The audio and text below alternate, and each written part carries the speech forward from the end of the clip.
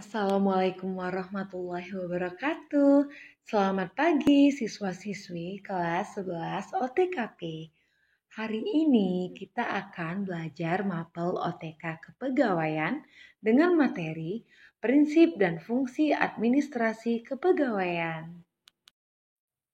Adapun tujuan pembelajaran setelah kalian mengikuti proses pembelajaran hari ini adalah yang pertama, peserta didik dapat menjelaskan prinsip-prinsip administrasi kepegawaian. 2. Peserta didik dapat mendeskripsikan pengertian fungsi administrasi kepegawaian. Dan yang ketiga, peserta didik dapat mengidentifikasi fungsi manajerial dan fungsi operatif dalam administrasi kepegawaian. Jadi, simak baik-baik ya penjelasannya. Nah, sekarang kita akan mempelajari mengenai prinsip administrasi kepegawaian ya. Adapun prinsip-prinsip dalam administrasi kepegawaian yaitu ada 10 ya students. Yang pertama, prinsip kemanusiaan. Prinsip kemanusiaan memiliki makna menempatkan posisi manusia sebagai unsur pekerja yang mempunyai bersamaan harga diri, kemauan, keinginan, dan cita-cita. 2. Prinsip demokrasi. Prinsip ini merujuk pada adanya rasa saling menghormati, menghargai, dan mengisi dalam melaksanakan kegiatan kerjasama dalam organisasi. 3. The right man on the right place. Maksudnya adalah penempatan setiap orang dalam posisi kerjanya harus tepat. Jadi, setiap orang dalam organisasi harus ditempatkan sesuai dengan kemampuan, keahlian, pengalaman, serta pendidikan yang dimiliki oleh orang yang bersangkutan. 4. Equal pay for equal work. Prinsip ini berarti pemberian balas jasa terhadap tenaga kerja berdasarkan atas hasil prestasi kerja yang didapat. 5. Prinsip kesatuan arah. Artinya adanya kesatuan arah, kesatuan pelaksanaan tugas yang sejalan dengan program dan rencana yang telah ditentukan organisasi. 6. Prinsip kesatuan tujuan. Artinya, pelaksanaan tugas-tugas yang dibebankan kepada setiap karyawan harus terfokus kepada tujuan yang akan dicapai. 7. Prinsip komando. Pelaksanaan prinsip komando harus berdasarkan kepada satu pimpinan dalam setiap bidang pekerjaan. 8. Prinsip efisiensi dan produktivitas kerja. Jadi, prinsip ini merupakan kunci keberhasilan dalam meraih tujuan perusahaan. Karena efisiensi dan produktivitas kerja harus dicapai dalam rangka mencapai tujuan perusahaan. 9. Prinsip disiplin. Kedisiplinan tenaga kerja dalam melaksanakan tugas yang diberikan sangat menentukan efisiensi dan produktivitas kerja dari karyawan tersebut. 10. Prinsip wewenang dan tanggung jawab. Wewenang dan tanggung jawab merupakan batasan bagi karyawan dalam melaksanakan tugas-tugasnya di perusahaan. Bagaimana setelah dijelaskan mengenai prinsip administrasi kepegawaian? Sudah paham ya, students?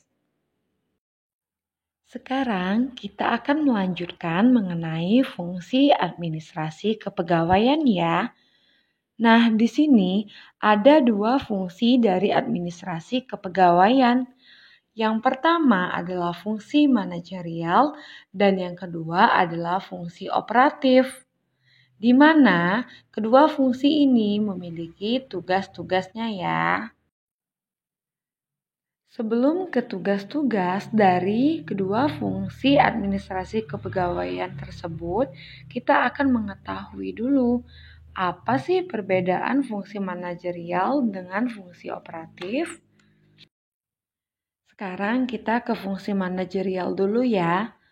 Fungsi manajerial adalah fungsi administrasi kepegawaian yang berkaitan dengan tugas-tugas yang menggunakan daya pikir. Berikut adalah contoh tugas-tugasnya.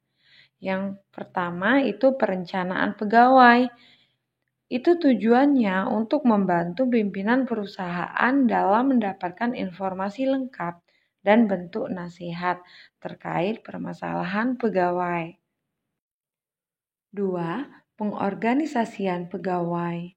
Artinya aktivitas untuk menetapkan, menggolongkan, dan mengatur segala jenis kegiatan yang dipandang perlu, penetapan tugas dan wewenang pegawai, dan pendelegasian wewenang untuk mencapai tujuan. Yang ketiga, pengarahan pegawai. Artinya memberikan petunjuk dan mengajak pegawai agar memiliki kemampuan bekerja sesuai dengan tanggung jawab yang diberikan oleh perusahaan. Dan yang keempat, pengendalian pegawai. Pengawasan sebagai bagian dari pengendalian pegawai merupakan proses pengukuran dan penilaian tingkat efektivitas kerja pegawai. Nah, selanjutnya fungsi operatif. Apa yang dimaksud dengan operatif? Fungsi operatif itu berkaitan dengan kegiatan-kegiatan yang dilakukan dengan fisik. Berikut adalah kegiatannya. 1. Pengadaan pegawai. Itu terkait dengan kegiatan analisis kebutuhan pegawai, rekrutmen, seleksi, dan penempatan pegawai. 2. Pengembangan pegawai. Jadi, di sini pelamar yang telah diterima sebagai pegawai perlu diberi pelatihan agar memiliki keterampilan sesuai dengan jenis pekerjaannya. 3. Kompensasi. Kompensasi adalah pemberian balas jasa kepada pegawai sesuai dengan sumbangan pegawai dalam mewujudkan tujuan dari organisasi. 4. Pengintegrasian. Pengintegrasian merupakan fungsi administrasi kepegawaian yang tergolong sangat sulit. Integrasi adalah sebuah upaya menemukan suatu kecocokan yang layak bagi berbagai kepentingan individu, masyarakat, dan organisasi. 5. Pemeliharaan.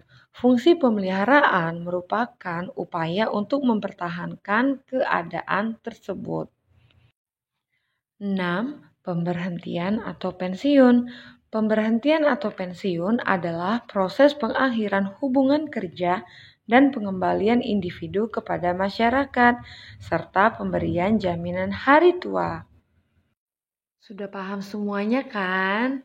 Nah, sekarang kerjakan tugas berikut ini. Silahkan dicatat soalnya ya students dan jawablah dengan tepat dan benar sesuai dengan apa yang dijelaskan pada materi hari ini ya. Semangat belajar dan kumpulkan tugas tepat waktu.